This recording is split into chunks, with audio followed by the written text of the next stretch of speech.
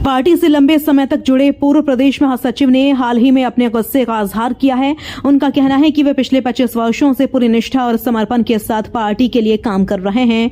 2025 के बिहार विधानसभा चुनाव में वे कुढ़नी विधानसभा के प्रभारी थे और पूरी मेहनत से अपने क्षेत्र में पार्टी प्रत्याशी का समर्थन किया। चुनाव के दौरान उन्होंने अपने गाँव मेकना में मतदाताओं से समर्थन मांगा, जिससे हमारे उम्मीदवार को स्पष्ट बहुमत मिला। पूर्व महासचिव ने कहा कि पार्टी उनके लिए मां के समान है और वे हमेशा पार्टी के सिद्धांतों और नीतियों के प्रति आस्थावान रहे हैं। उन्होंने साफ कहा कि मंत्री जी द्वारा उन पर लगाए गए आरोप बिना आधार के हैं और केवल राजनीतिक कारणों से प्रेरित हैं। वे अति पिछड़ा और वंचित वर्ग से आते हैं और पार्टी व नेताओं के प्रति हमेशा वफादार रहेंगे। हमारे जनता दल यू के पार्टी के जो है माननीय विधायिका है मीना कुमारी जी, ये बाबूबरी से एमएलए है। इन्होंने प्रदेश अध्यक्ष को लिखा था एक खत माननीय उमेश सिंह कुशवाहा जी को, जिस पर ये श्रीमती जो है ये भारती मेहता जी, जो महिला प्रकोष्ठ की बिहार की अध्यक्षा है और ये प्रदेश के प्रवक्ता भी हैं और इनको राज्य मंत्री का दर्जा प्राप्त है, इनके ऊपर आरोप है कि इन्होंने पार्टी में दल विरोधी काम किया है। दूसरा वासुदेव कुशवाहा जी हैं जो जदयू के पार्टी के प्रदेश महासचिव हैं और मुख्यालय के प्रभारी है, इनके ऊपर भी आरोप है। तीसरा वहां मधुबनी जिला के जो ये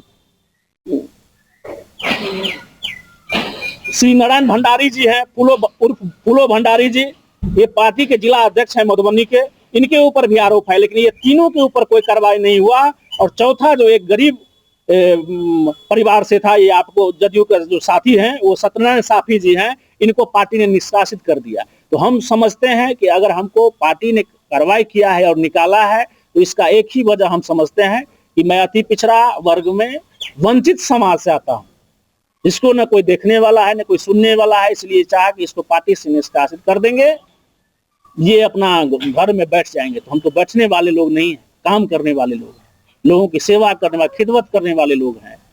तो इस तरह से जो है इन्होंने जैसे ये किया है तो इस पर कार्रवाई क्यों नहीं हुआ। दरभंगा जिला से 2 आदमी के ऊपर पार्टी ने नोटिस भेजा, एक हम थे। पार्टी पर भरोसा है, नीतीश कुमार पर भरोसा है कि आपके साथ जो है? नहीं, नीतीश बाबू के ऊपर तो पूरा भरोसा है, पार्टी के ऊपर पूरा भरोसा है, लेकिन पार्टी में जो कुछ लोग हैं जो पार्टी को विनाश कर रहे हैं, बर्बाद कर रहे हैं। कौन लोग विनाश कर रहे हैं? वो हमारे पार्टी के जेडीयू के राष्ट्रीय कार्यकारी अध्यक्ष हैं संजय झा जी हैं, जो समर्पित वर्कर पार्टी के साथी को दरकिनार करते हैं। पॉकेट वाले लोगों को आयोग बोर्ड में भी बनाया और हमने कई बार अपनी बातों को सोशल मीडिया पर भी रखा। हमको लगता है इस बात को मजबूती से हमने जदयू के साथी के बीच रखा और उनकी बातों को रखा, जिसका मुझे लगता है कि ये जो है ये पार्टी की ओर से जो है ये चिट्ठी मुझे मिला स्पष्टीकरण करने के लिए दल विरोधी का आरोप लगा। तो इस तरह से ये हुआ। दूसरा नाम हमारे साथ जो दरभंगा से साथी आए थे वो पार्टी जनता दल यू के जिला अध्यक्ष रह चुके हैं श्री सुनील भारती जी। तो हम दोनों आदमी पार्टी ऑफिस में अपीयर हुए, पार्टी ऑफिस में अपनी बातों को रखा। पार्टी ने कहा ठीक है आप जाइए, आप लोग को तो जानते हैं लंबे समय से काम कर रहे हैं।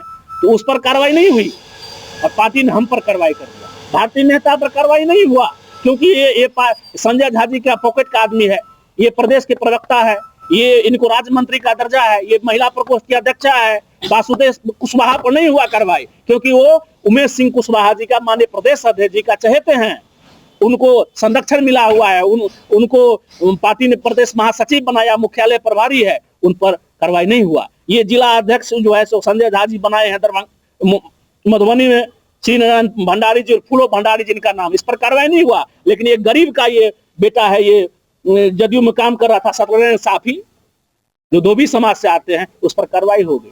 तो उसी तरह हम भी वंचित शोषित पीड़ित थे, उसका हमको शिकार बना दिया ये लोगों ने। लेटर दीजिएगा तो पार्टी से लेटर आया ये बंद कर दो। बुला है क्या मुद्दा है आपके? तो सबसे पहले तो आप लोग यहाँ आए, आपको सभी साथियों को, पत्रकार बंधुओं को नव वर्ष 2026 की हार्दिक बधाई, ढेर सारी शुभकामनाएं। बहुत भारी मन से आप लोगों को बुलाए। 2026 है और मैं विगत 25 वर्षों से पार्टी में, जनता दल यू में समर्पित भाव से तन मन धन दे करके, ये बिहार नहीं, मैं बताऊं आपको, बिहार के अलावा उत्तर प्रदेश, दिल्ली में भी जा करके पार्टी के लिए काम किए।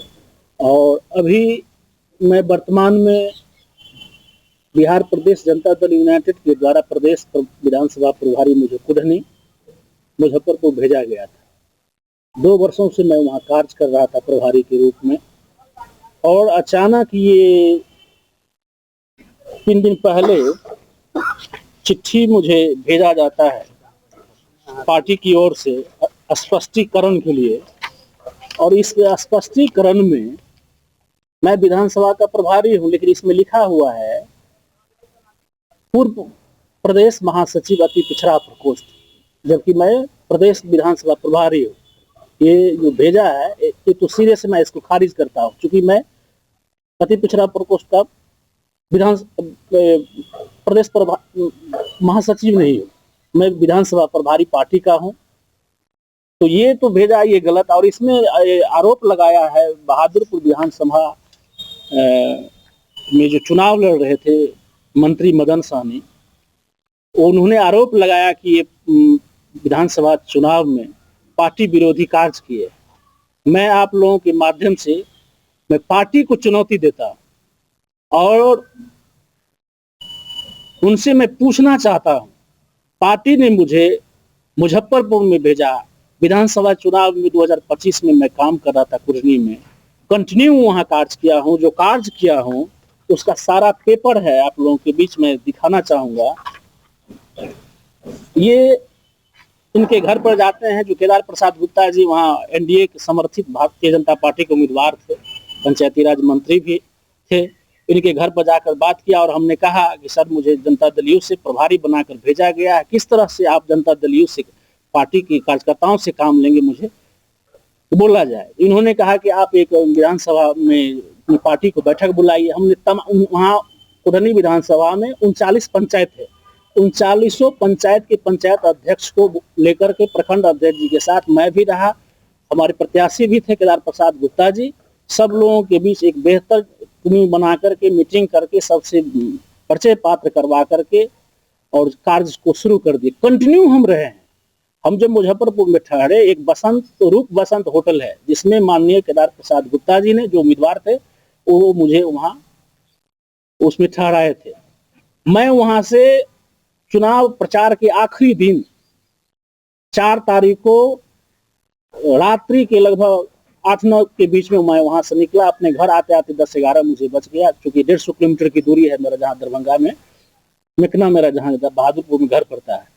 वहां पहुंचते हैं, दूसरे दिन होकर के वहां से मदन सहनी जी उम्मीदवार थे, मैं इनके लिए इनके पक्ष में प्रचार प्रसार किया। उसका उदाहरण है जो हमने पार्टी जो ये मुझे स्पष्टीकरण भेजा, उसमें जाकर के 2 दिन पहले हम ये अनिल कुमार जी जो विधान मुख्यालय प्रभारी है, इनको हमने अपनी पूरा जो है सो बातें को बताया।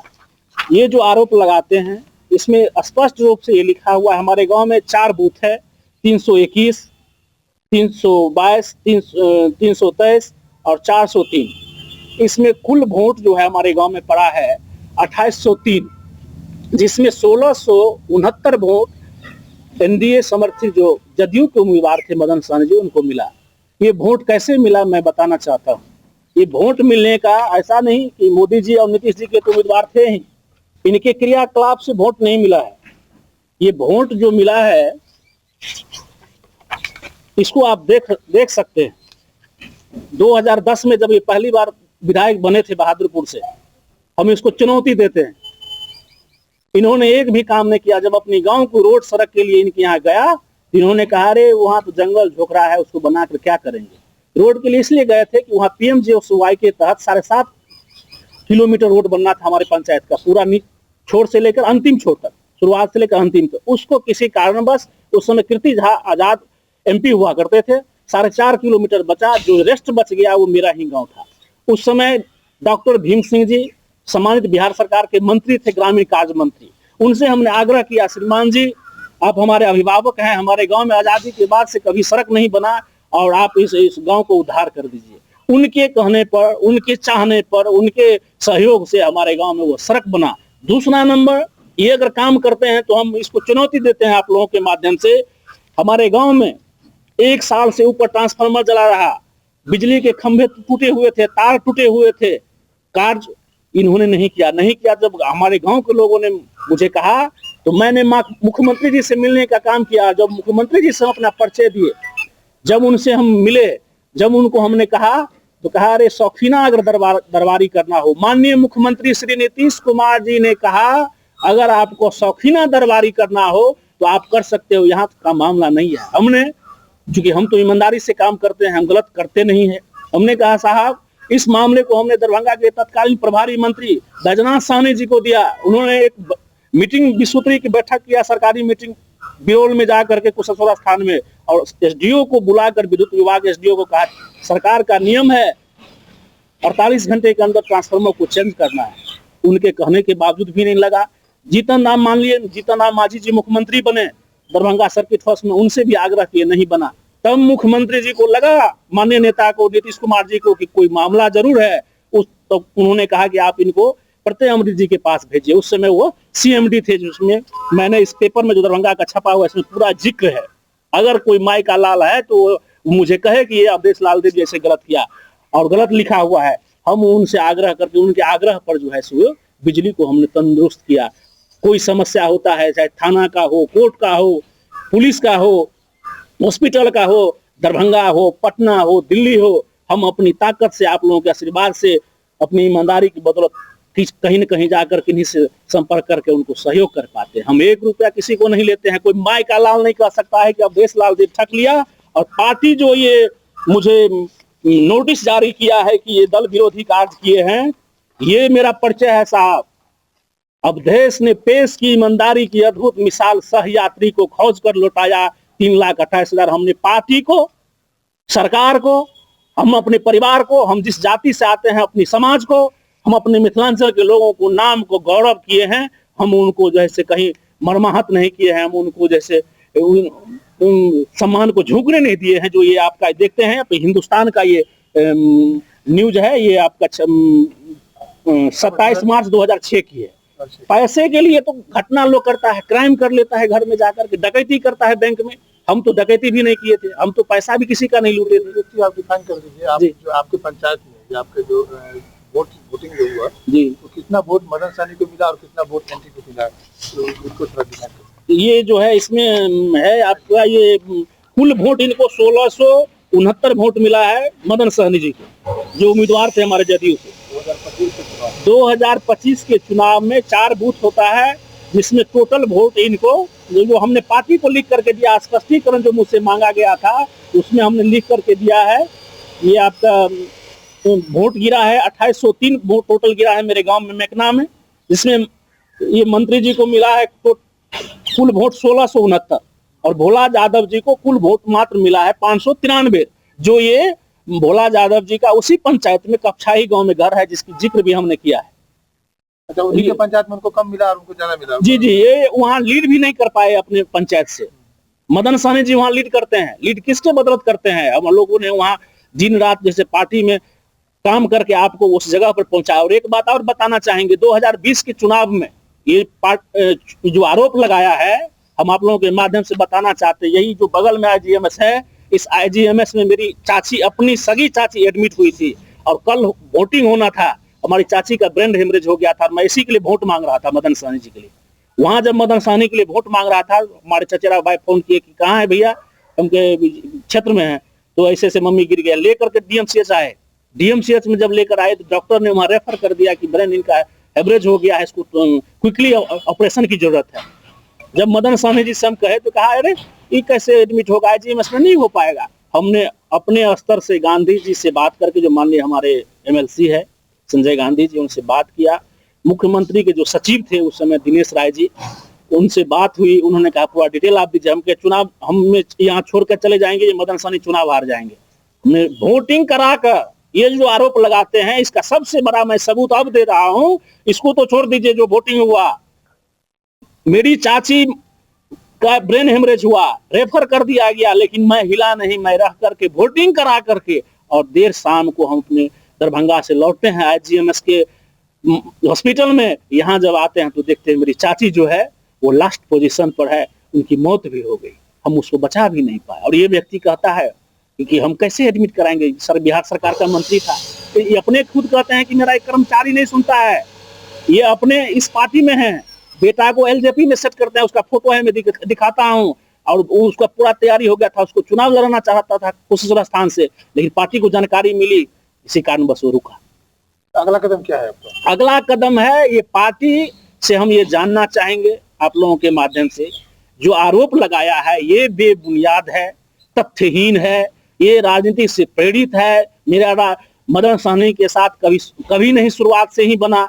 और ये जो आरोप लगाया है ये पार्टी मुझे बतावे कि हम किस तरह से इनको दल विरोधी काम किए हैं, किसी के मंच पर चले गए हैं, किसी के गांव में घूमे हैं या कहीं पंचायत में गए हैं, किस ब्लॉक में गए हैं इनके लिए विपरीत में वोट मांगने के लिए। अगर ये मुझे प्रमाणित नहीं देते हैं तो मैं आप लोगों के माध्यम से कहना चाहूंगा, हम पार्टी का इंतजार करेंगे, मुझे वो सबूत दे जो आरोप मुझ पर लगाया है 25 वर्षों की सेवा में, नहीं तो हम इनको केस जो है माननीय पटना हाईकोर्ट में करेंगे। हम वैसे वर्कर नहीं है, इनको छोड़ने वाले नहीं है। और ये इन्होंने तो दल से निष्कासित करवाया है 6 वर्षों के लिए।